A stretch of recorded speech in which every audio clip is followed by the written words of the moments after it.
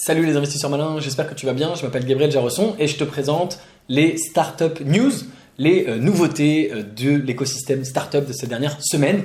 Ce qui s'est passé, pourquoi, qu'est-ce que ça veut dire et quelles conséquences. On démarre tout de suite. On attaque tout de suite avec une référence à la semaine dernière. La semaine dernière, je t'avais parlé de Apple qui s'était lancé dans le fameux Buy Now, Pay Later, le paiement étalé. Eh bien, PayPal réagit immédiatement. Tu vois, juste quelques jours après que Apple annonce son programme de Buy Now, Pay Later, PayPal propose d'étaler les paiements de 6 à 24 mois sur ces paiements. Il y avait déjà PayPal Pay in 4, donc paiement en 4 fois. Maintenant, tu vas pouvoir payer tous les mois jusqu'à 24 mois, donc payer en 24 fois grâce à PayPal. Donc, voilà, quelque chose de très intéressant sur lequel il faut garder un œil, qui est vraiment une tendance, à mon avis, de fond. On n'a pas fini d'entendre parler de ce type de paiement étalé. Ça peut être intéressant. En France, c'est encore finalement assez peu répandu. Eh bien, pour ta startup, pour l'écosystème européen, qu'est-ce que ça veut dire? Est-ce que ça va arriver autant? En tout cas, vraiment, les consommateurs en demandent toujours plus et il y a de plus en plus de boîtes qui s'y lancent parce que c'est évidemment extrêmement rentable. Dans le genre des tendances, des choses sur lesquelles il faut garder un œil, je t'ai mis cette news. eBay lance une plateforme interactive de live shopping. Pourquoi j'ai mis cette news? Parce que pareil, moi personnellement qui suis de près les startups, ça fait un petit moment que je vois passer les applis de live shopping. Aux États-Unis, il y en a pas mal et ça cartonne. En Asie, évidemment, il y en a aussi beaucoup et il n'y en a pas du tout en Europe. Mais voilà, tu vois, eBay se lance, c'est quand même pas rien eBay en termes de shopping. C'est pas encore Amazon, mais c'est quand même pas mal. Et il y a beaucoup de TikTokers qui font du live shopping, encore une fois, en Chine, en Asie. C'est encore assez peu présent en France, mais voilà, ça devrait arriver et c'est vraiment une espèce de tendance de fond que moi je vois depuis un petit moment et sur laquelle je voulais bien sûr revenir et te présenter et garde un œil là-dessus parce que tu verras que c'est vraiment une tendance qu'on est en train de voir arriver.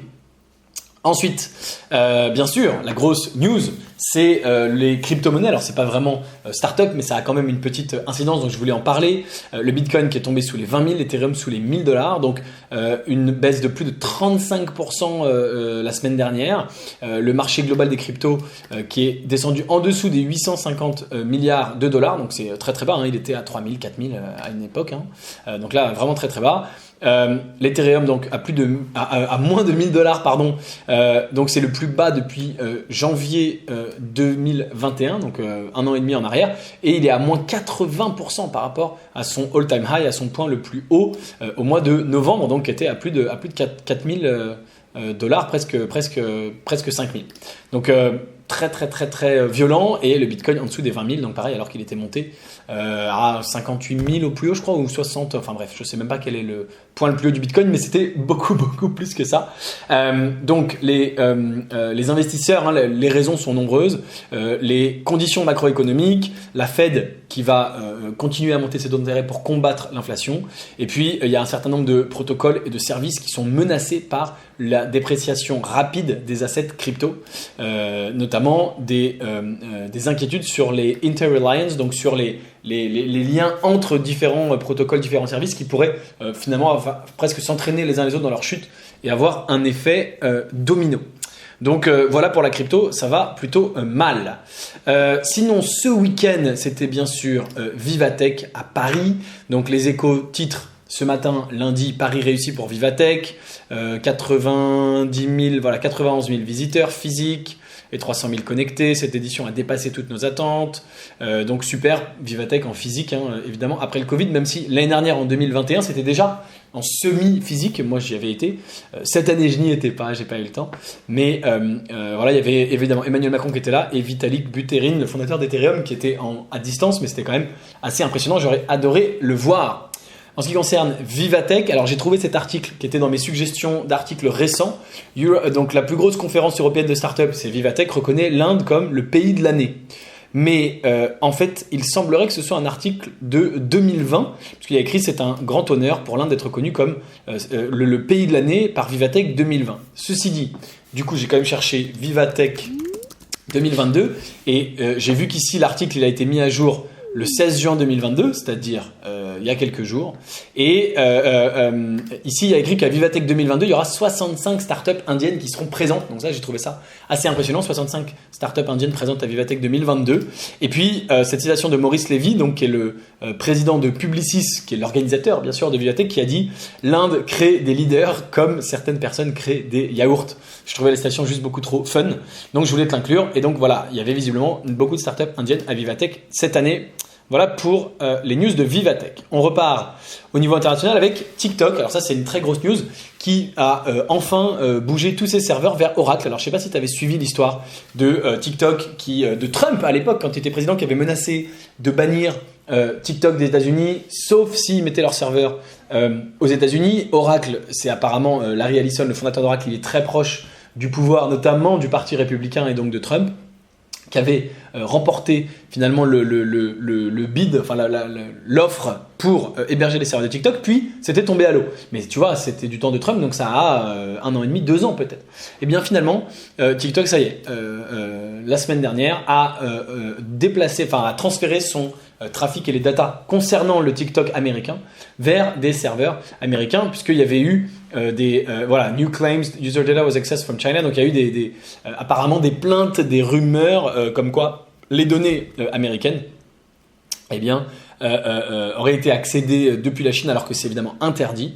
Et donc ils ont déplacé leurs données vers le serveur Oracle. Donc ça, c'est une grande nouvelle. Ça veut dire plusieurs choses. Ça veut dire que TikTok a maintenant beaucoup moins de chances d'être banni aux États-Unis, même si ce n'était pas vraiment prévu, mais là ça a encore moins de chances d'arriver. Ça veut dire aussi que nous, les Européens, pour l'instant, on est les seuls qui se font avoir, puisqu'on continue à se faire espionner par TikTok en Chine, très vraisemblablement. Donc, est-ce que l'Europe va réagir, va demander la même chose? C'est très possible. L'Europe a été souvent en amont de ces choses-là. Par exemple, la réglementation RGPD, qui est par ailleurs chiante pour les entreprises, mais c'est c'est une super bonne chose pour les particuliers. Eh bien, l'Europe est bien plus en avance que les États-Unis. Donc là, c'est les États-Unis qui nous devancent, mais intéressant de voir ce qui va se passer en Europe, un sujet quand même à suivre sur les prochaines années. On sait que le Parlement européen, Bruxelles, etc., ils ont les moyens de faire des choses quand même assez violentes et d'imposer ce genre de choses. Donc j'aimerais beaucoup que ça se produise. J'espère que ce sera le cas. Alors, notre ami TikTok, bien sûr, on va parler de notre ami Zuckerberg, donc Meta. Simplement pour une petite news, mais qui a été marrante, ils ont lancé un magasin de vêtements virtuels pour acheter des vêtements pour ton avatar dans le métaverse. Voilà, donc ça continue d'avancer, le métaverse de Mark Zuckerberg, le métaverse de Facebook. Ça s'appelle le Meta Avatar Store. Et évidemment, c'est inspiré entre autres des tenues de Fortnite, que tu connais peut-être. Fortnite, c'est l'un des plus grands jeux vidéo au monde et des plus joués au monde. Et une grosse partie de l'argent qu'il gagne, le jeu Fortnite, lui, il est gratuit, mais c'est en vendant ce qui s'appelle dans le monde du jeu vidéo des skins. Et des skins, c'est ça, c'est des habits différents pour ton personnage qui sont payants. Et les joueurs qui jouent à Fortnite en gratuit, ils sont super contents de dépenser 5-10 euros pour acheter une super tenue hyper fun, hyper innovante, etc.